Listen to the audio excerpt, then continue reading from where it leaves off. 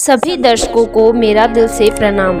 आज मैं आप सभी को ज्येष्ठ मास की कथा सुनाऊंगी। हिंदू धर्म में कथा को उच्चतम स्थान दिया गया है। हिंदू धर्म में कोई भी व्रत कथा के बिना पूरा नहीं होता और जो माताएं व्रत करने के योग्य नहीं हैं, वो खाली बैठकर भी घर में कथा सुनती हैं, जिससे भगवान की विशेष कृपा उन पर बनी रहती है। तो आइए शुरू करते हैं ज्येष्ठ मास की कथा।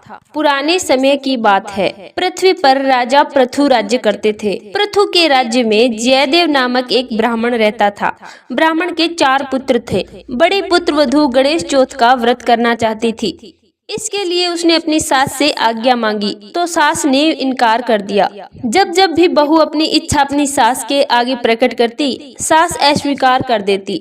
बहू परेशान रहने लगी। मन ही मन अपनी परेशानी गणेश जी को सुनाने लगी। बड़ी बहू का एक विवाह योग्य लड़का था। गणेश जी ने अप्रसन्न होकर उसे चुरा लिया। घर में उदासी छा गई। बड़ी बहू ने सास से प्रार्थना की कि माँ जी, यदि आप आज्ञा दे दें तो मैं गणेश चौथ का व्रत कर लूं। हो सकता है वो प्रसन्न होकर हम पर कृपा कर दें और मेरा बेटा मिल जाए। बुजुर्गों का पोते पोती पर स्नेह तो रहता ही है, इसलिए उसने आज्ञा दे दी।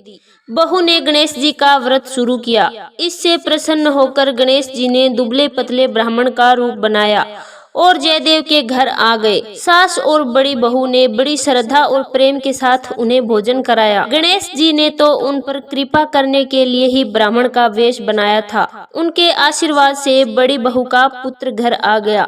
भगवान ऐसी कृपा सब पर करना। जय गणेश जी महाराज की।